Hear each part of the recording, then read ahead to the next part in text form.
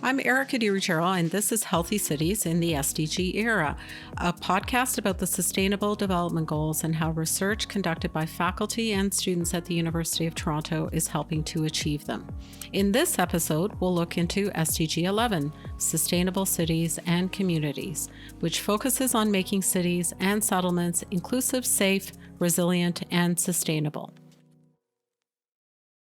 SDG 11's targets encompass ensuring access to adequate, safe, and affordable housing and transportation for all, improving resilience to natural disasters, and reducing the per capita climate impact of cities.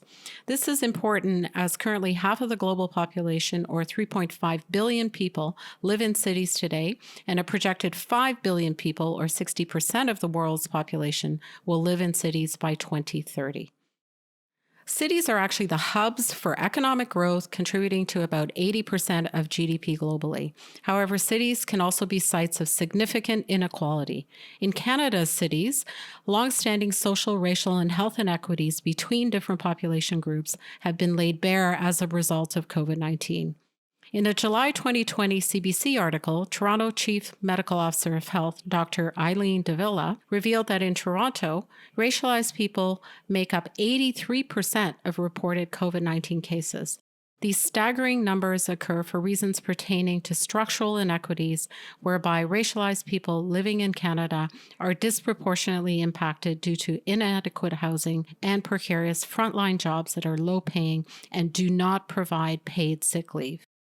Housing affordability in Toronto is another significant challenge, as the city consistently ranks amongst the top 2 most expensive cities in Canada and is notorious for its lack of affordable housing.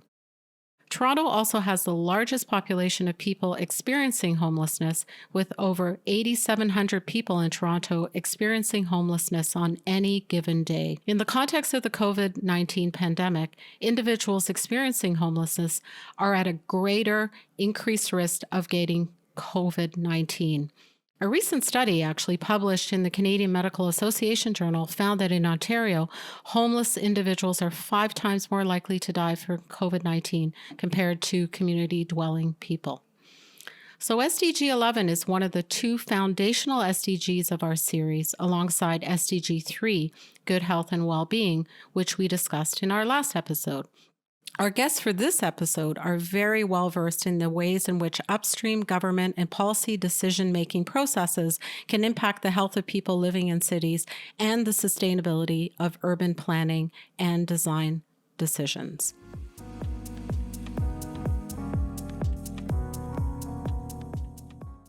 Our first guest is Dr. Patricia Ocampo, who is the Interim Executive Director of the Shing Knowledge Institute, a scientist at the MAP Center for Urban Health Solutions, and a professor at the Dalla School of Public Health. She holds a Tier 1 Canada Research Chair in Population Health Intervention Research and has an established program of research focused on policies and health and how urban and social policies can ensure people are healthy.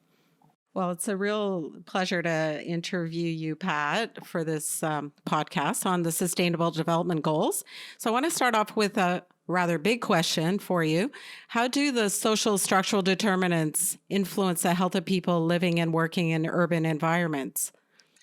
Yeah, so I want to start by saying I'm so thrilled that you're working on SDG 11, the Sustainable Cities and Communities, because cities are implicated in so many of the crises that we're facing, such as global warming through carbon emissions. 70% are from cities. Cities are involved in the world's wealth generation. 80% of GDP is generated within cities. And consequently, cities are also involved in generating the large portion of the economic and social inequalities that we're also concerned about. And so in that sense, I think a focus on cities is really important. And it's those social and structural determinants within cities that are so critical for determining each of those things. They really are the root causes of some of the problems. Let's just take that issue of wealth for a moment. Wealth is generated, and the inequalities, therefore, are generated because of some of the tax systems that we have in place. So we have regressive tax system in place where the rich end up paying proportionately less. Um, there are also fewer tax breaks for those who don't have income, and so that can be a problem. There's wealth building strategies that are happening, for example, in the US, equivalent to about 350 billion, and 53% of this is going to the richest. So some of these structures and upstream root causes are the things that we have to address if we want these things to change. I also want to mention that inequality is very gendered. So men Mhm. own more of the world's wealth than women. Um, Mhm. there's unpaid work done by women all over the world, and it's estimated that this is equivalent to about $11 trillion. That's 3 times the size of the tech industry. So women and girls tend to suffer more from these inequalities that we're experiencing globally in every city in the world. And so, despite the huge contributions that women and girls make through their unpaid care work, they're among those who benefit the least from our global economic systems. Yeah, so thanks for underscoring the intersection between SDGs because SDG 5, of course, focuses on promoting gender equality, but it intersects with so many other SDGs. So, of course, we can't have a podcast during these times without talking a little bit about COVID. Given the determinants you've actually outlined, how do they manifest in ways in which people are experiencing them during this pandemic, in cities in particular? Yeah, I would agree. We do have to talk about COVID. COVID-19 has been a catalyst on all of these issues that I just mentioned, but not necessarily in the same way. So, for Hmm. example, talk about global warming. COVID-19 has resulted in a pretty big reduction in carbon emissions at the height of the COVID shutdowns. So, this is a short but positive impact on global warming that we have experienced. Um, on the other hand, wealth inequalities have grown during this time. The world's riches have gained billions of dollars in wealth. I'm not just talking about 1 or 2 billions, but hundreds of billions of dollars in wealth. And at the same time, because of these shutdowns of businesses, in order to protect population health, there have been drastic increases in unemployment and a huge reduction, involuntary reduction of work hours, mostly among those with precarious labor conditions. And so those at the bottom have, at the same time that the richest are getting richer, have lost incomes. Um, Also, there's digital divide, which contributes to these gaps. Many on the low income side have not had sufficient access to the internet and to resources that are necessary to keep functioning during these times of COVID. So we have to think about the children in those families who are having trouble accessing online schools, for example. Women are also feeling the brunt of these job losses and income losses, and also career disruptions because of the disproportionate burden that women are experiencing when it comes to caregiving and household responsibilities. And I think it helps to underscore the importance of research and the need to document what might be otherwise invisible impacts on different groups. So I know you've done a lot of research in urban environments. I was just wondering if you could speak a little bit more specifically to 1 or 2 examples from your own program of research where you've sought to better understand the racial and or gender inequities that shape the health of different people living in cities like Toronto. Sure. There are many to choose from. If I think about my own research, one of the areas that I have been researching, and again, picking up on the point about some of it being invisible, is the issue of homelessness. Even before COVID, when we're referring to those structural and social determinants, institutional racial discrimination has led to an overrepresentation of racialized persons experiencing homelessness compared to non racialized individuals. So, discrimination in housing, employment, healthcare, migration processes, and more have led to some of this disproportionate representation of racialized individuals who are homeless. They experience institutional discrimination before and during episodes of homelessness, and even after being housed. We just published a paper documenting the ongoing discrimination that happens to individuals who even receive housing after episodes of homelessness, which impacts their health and well being. And so we continue to see inequalities in progress and recovery of those who are homeless. But getting back to the issue of intersectionality, then, we've certainly also, with our research, documented how even though women are a smaller proportion of individuals who experience homelessness, they have greater hardships when it comes to recovering from homelessness, in large part because the services for homeless individuals are largely designed for men and ignore some of the unique needs of women. So, the needs of women when it comes to homelessness and recovery from homelessness are different from that of men. Women, for example, need homes to bring their families, as many of them are caregivers. Women need safety incorporated in all aspects of their housing. So they need safe apartments, they need apartment complexes that are safe, they need safe neighborhoods. And that's not always considered when we're designing these interventions. They also have a greater need for trauma informed care, given that they're more likely to experience homelessness due to traumatic events such as a history of partner violence. Yet, services for homelessness and homeless individuals rarely take these unique needs into account. So, women end up receiving insufficient and inadequate services, or might leave services and not use them altogether because they're not suited to their needs. So we see that many women experience precarious housing differently and are not necessarily on the streets and not necessarily seeking out the services that are provided.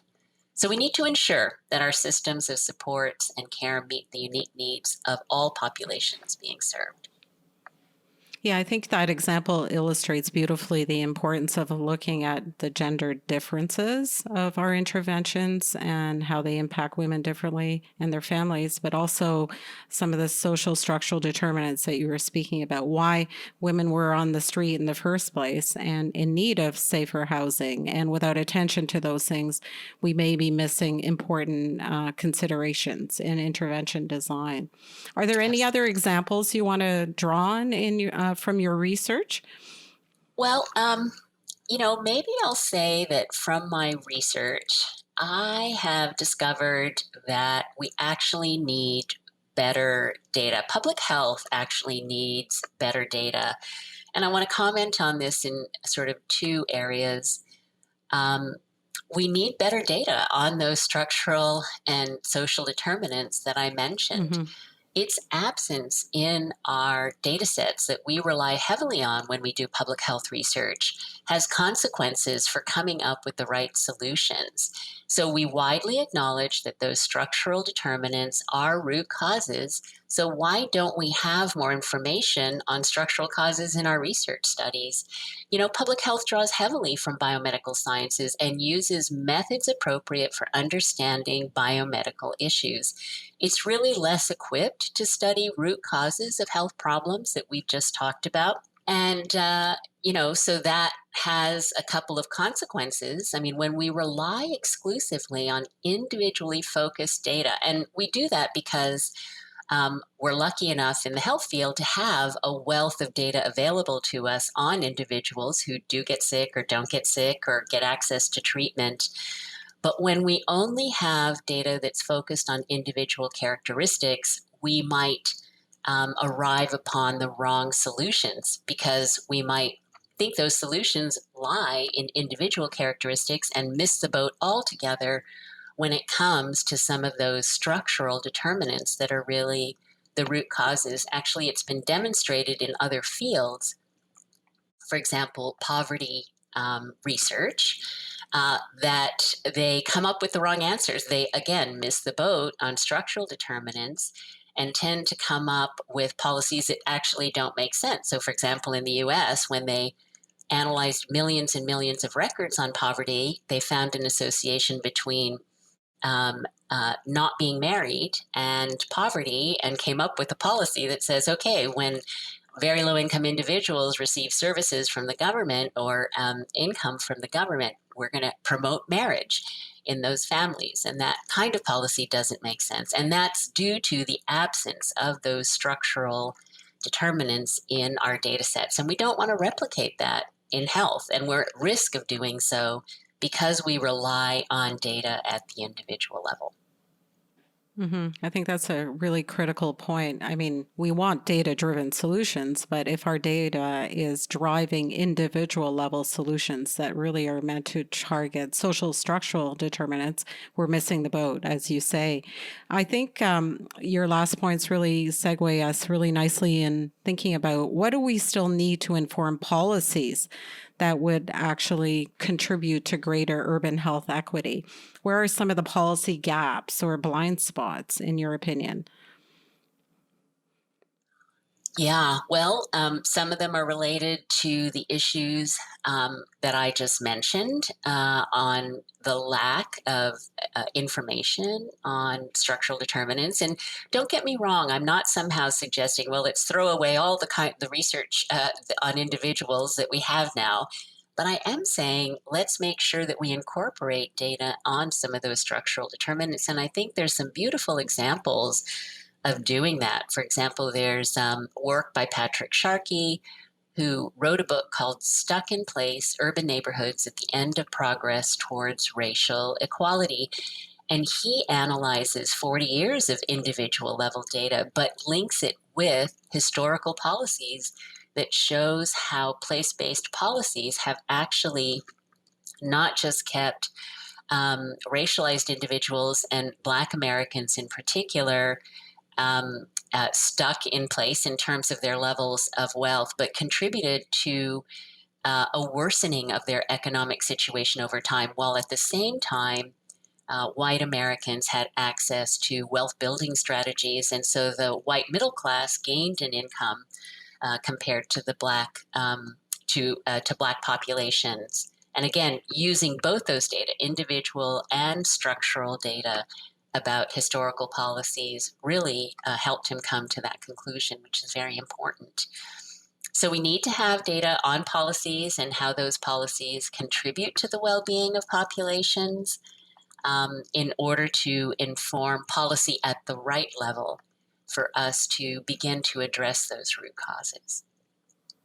Yeah, so it sounds like needing to redress the balance. So all is needed, but right now it's a little bit too skewed to individual collection of data.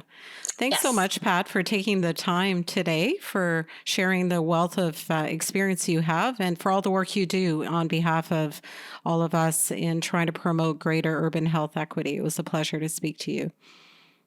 Same here. Thanks a lot, Erica.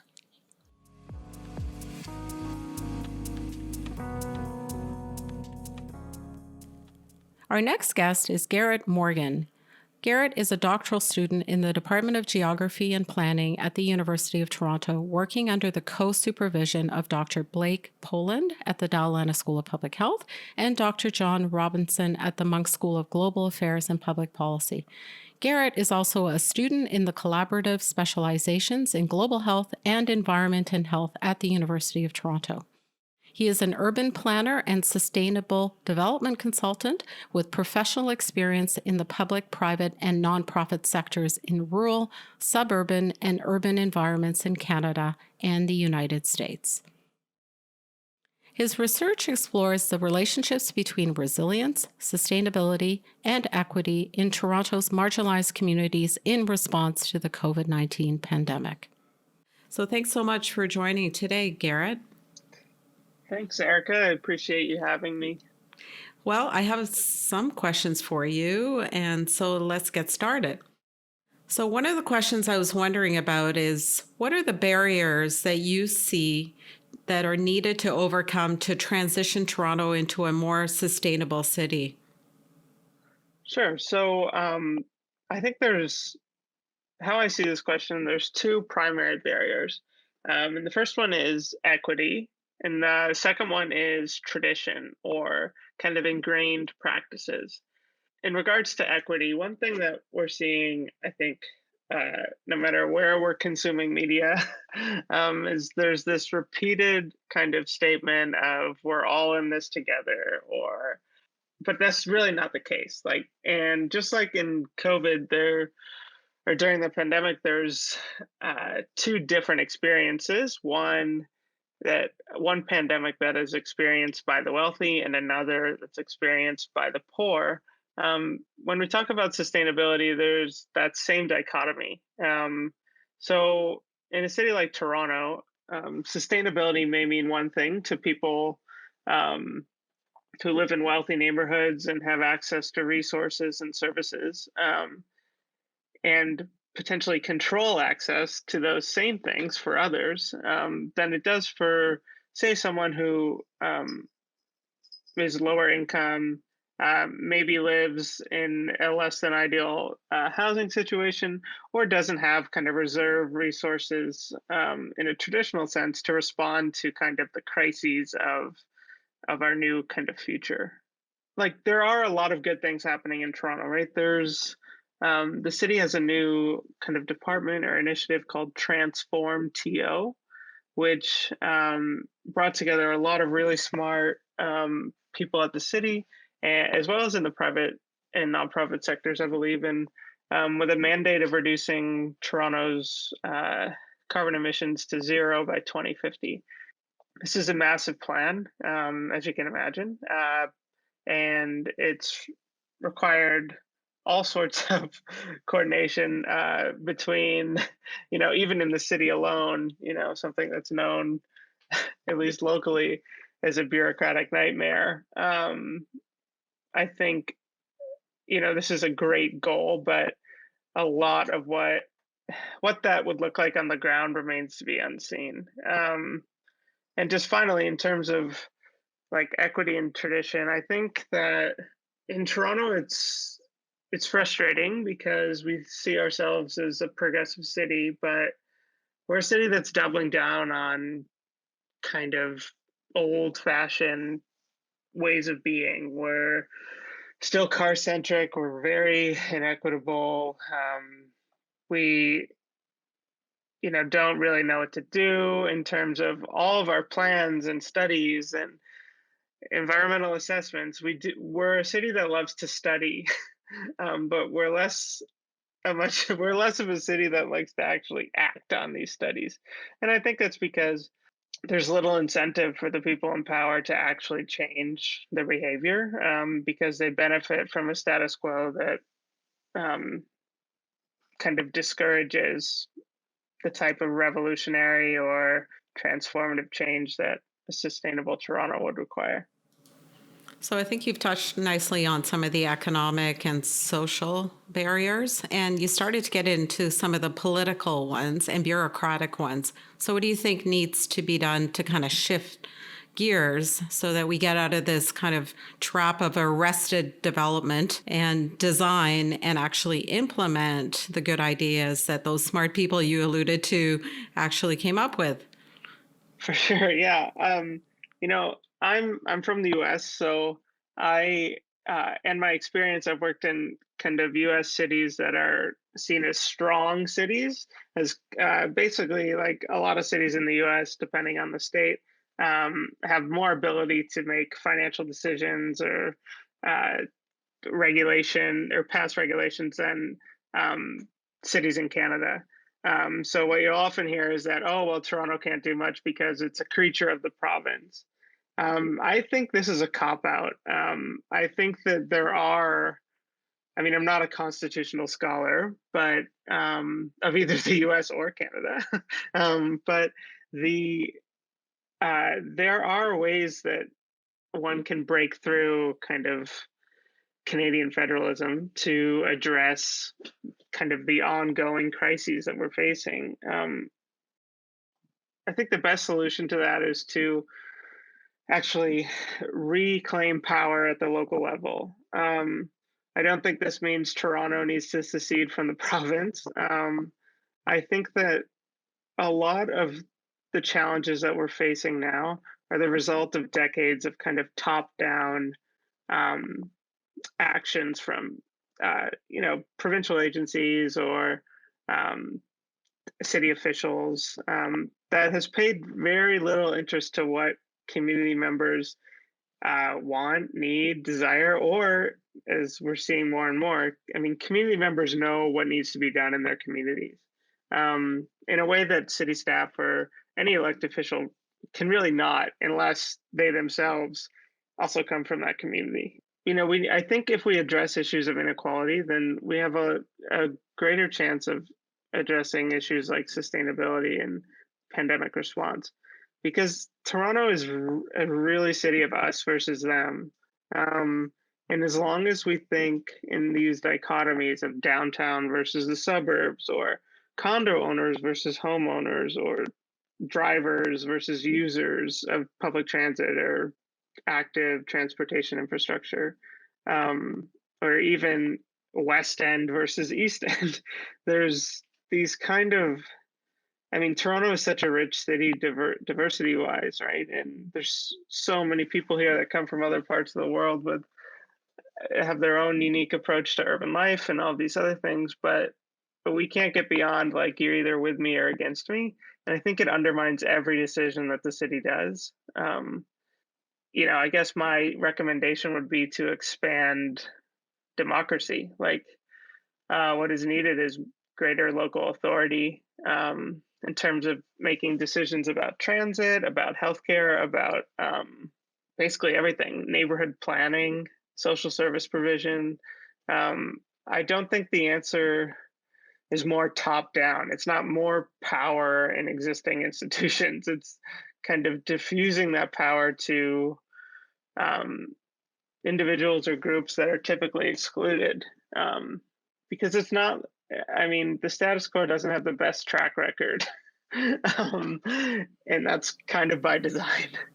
Yeah, that's an excellent point. It sounds like we need more of a whole of government at the local level that also truly values the different knowledges of community and meaningfully sets up processes to learn from community about what's best for them.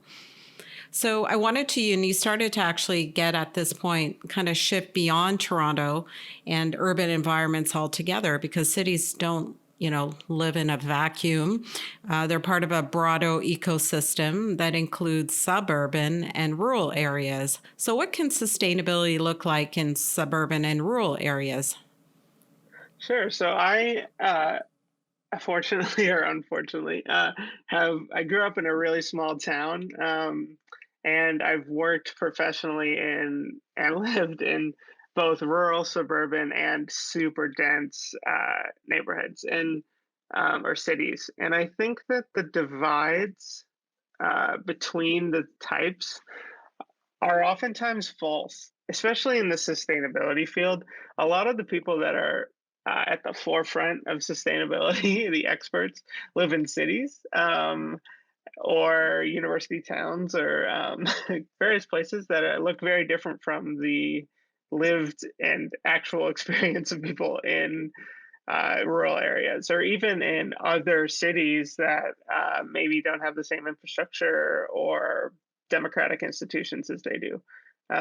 So I think like the divide between urban, suburban, and rural it can kind of be better understood as like a class divide, a class component. Whereas like one thing that's thankfully increasingly being measured, or at least talked about, is that the wealthy individuals or corporations, or not to sound too conspiratorial, but wealthy people in wealthy countries disproportionately extract things from the earth and the global economic system. So in Canada, we're really fortunate in many ways that many of us, not all of us, many have access to resources and services that people in the maybe developing world or in even like certain neighborhoods and cities or regions in Canada do not. So in Toronto, we consume more than our share. And so what happens in sustainability scholarship, in my mind, is that um, you have a lot of people that are sitting in offices or at conferences that are consuming a lot of resources and telling poor people that often don't look like them what they should be doing in order to advance sustainability goals without critically engaging with their own impacts. And I think, like, for example, I used to work with farmers in rural Virginia, and my goals as someone who moved from Toronto to rural Virginia and my worldview were very different than the people that I worked for as a public servant, as you can imagine. I bet.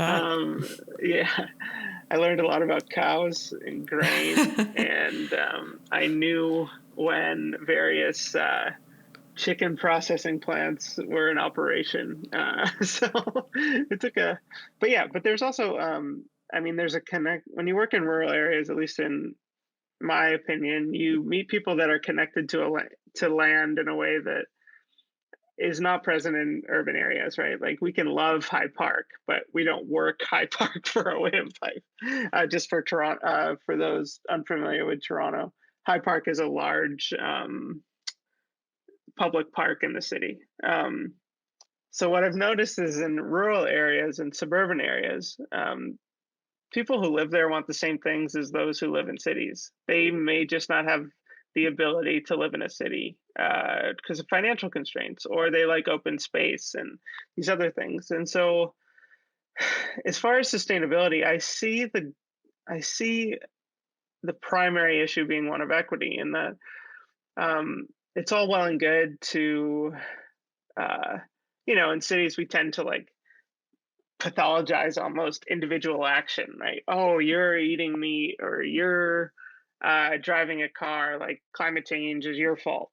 Like it's this focus on individuals um, instead of systems. And I think it's by design because um, people with power across whatever spectrum don't want to give it up, and one way to kind of reinforce existing structures is by placing an emphasis on an individual.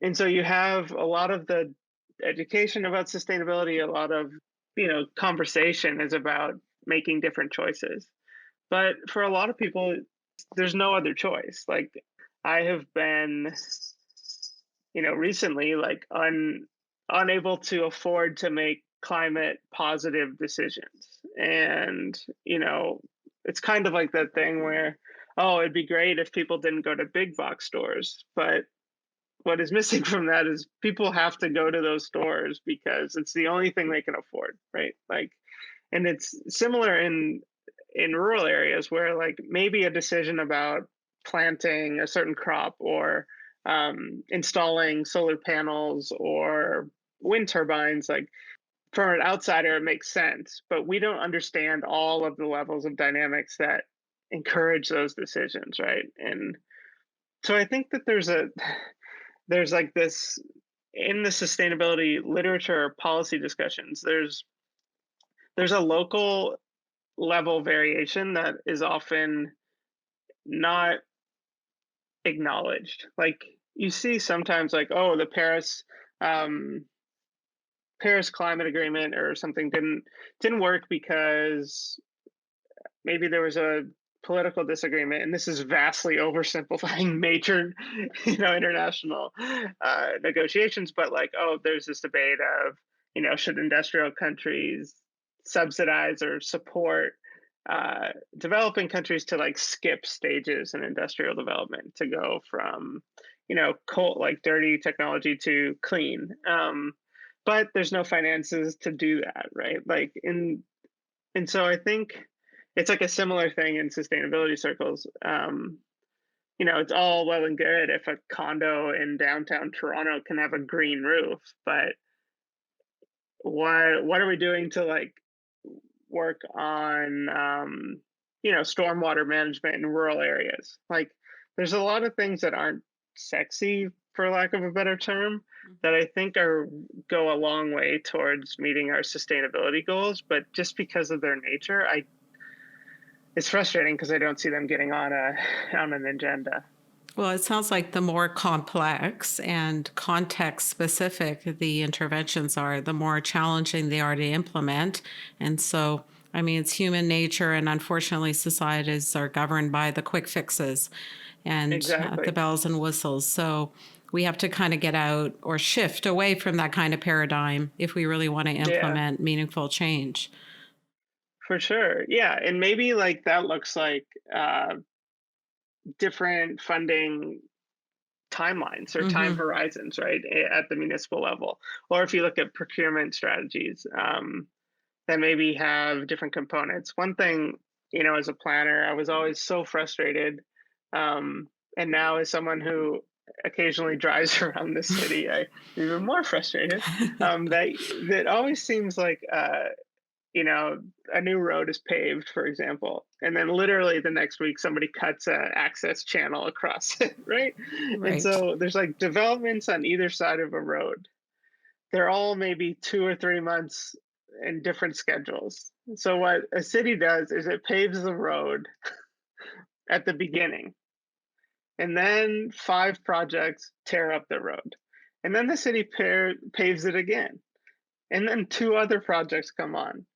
And so there's this lack of like joined up thinking, and I think it's not only frustrating, I imagine, for the civil engineers who are in charge of managing paving contracts and everything else, but it's also frustrating for users, right? Like, Hmm. it's not great to always be under construction, Well, there are and two it's a seasons, right? Yeah, we exactly, joke about that, but winter and construction. So, exactly. And it's also like a short-term use of resources. Like maybe instead of so one of my first jobs was actually paving roads um, in a college summer because there wasn't a lot else to do in my small town. And we would often pave a road and then the next week tear up the brand new pavement. And a lot of it is because of the way contracts work. Like we had to do certain roads at this, like if we didn't spend money at a certain time, we would lose it.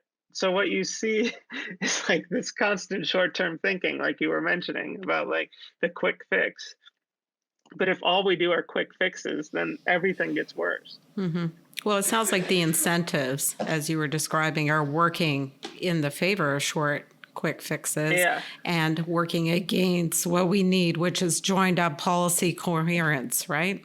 Which is for harder, sure. but we have so Yeah, many it's very reports hard. showing Yeah. to the importance of that. So, well, I mean, it sounds like you've had a number of roles in the past, and your current role is as a student at our university, which we're delighted about. So, just sort of putting on your student hat, how do you think individuals like students and the public more generally can impact a transition to sustainability? Here in Toronto, but perhaps reflecting at other levels, national, international levels. Yeah. Yeah, I like this question. And so I come at it kind of from a few different perspectives.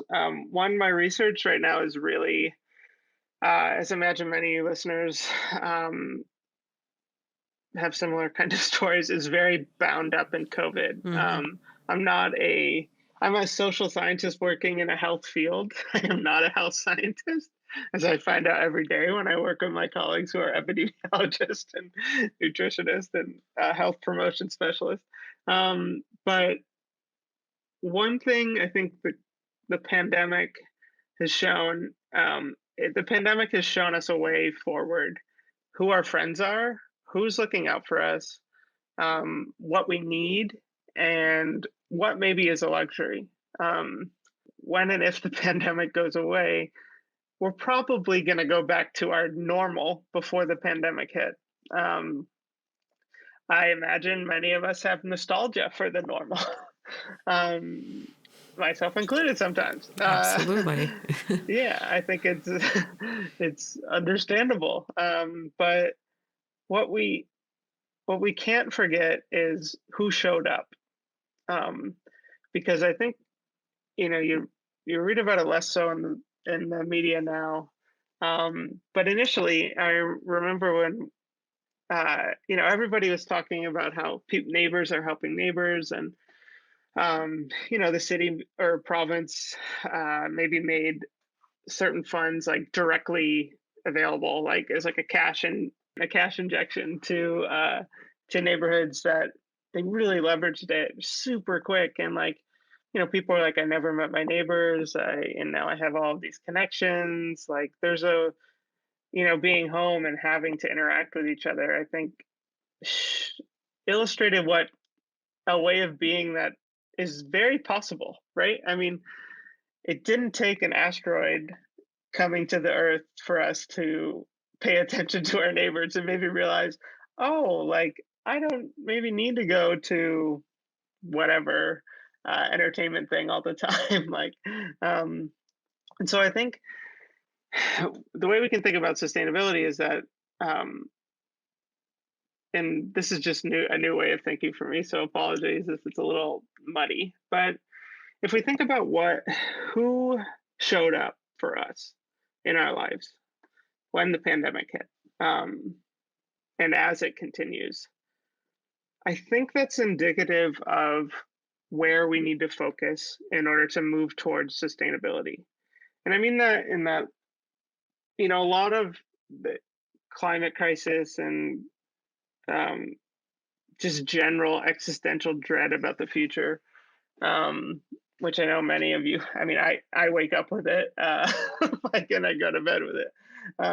But it tends to make you feel like you can't do anything. Just like the pandemic makes you feel like you can't do anything, right? Unless you're a doctor, like, what are you going to do? And even if you're a doctor, sometimes you can't do anything. So I think if we think of how did we respond to the pandemic, what many of us did was we became connected.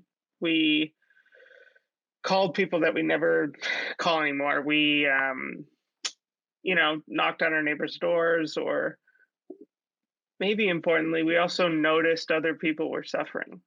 And I think a lot of times we just don't see that. And it also shows that we respond, and we've responded.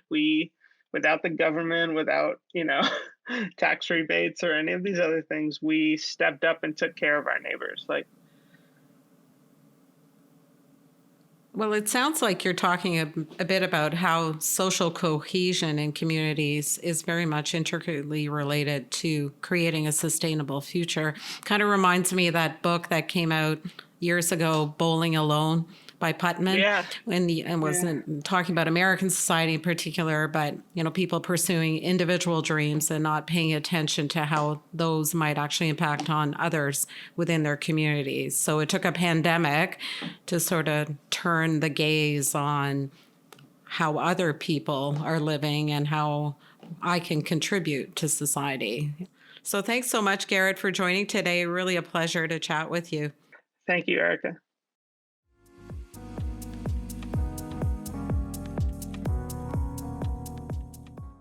As Dr. Ocampo outlined, an essential part of designing healthier and more sustainable cities is getting better data on the people living in them in order to design more inclusive, equitable, and representative social policy. This actually aligns with what so many public health experts have implored throughout the COVID-19 pandemic. Disaggregated data is needed in order to determine whether public health interventions are working, as well as who they are working for and who they are leaving behind. With disaggregated data, public health experts and policymakers will be better able to design interventions and equitably allocate social resources and hopefully improve or save more lives. From our conversation with Garrett, another essential part in designing sustainable cities entails including the voices of those who live in these cities in their planning and design. Context-specific interventions, while difficult to implement, are needed in order to develop coherent policies. Healthy Cities in the SDG Era is made with the support of the School of Cities at the University of Toronto, whose mission is to bring urban-focused researchers, educators, students, practitioners, and the public together to explore and address complex urban challenges. You can find Healthy Cities in the SDG Era on Spotify, Apple Podcasts, SoundCloud, and the Dalla School of Public Health's YouTube page. Join us for our next episode, where we'll look at reducing inequalities. Thank you for tuning in, and we look forward to speaking soon. Take care.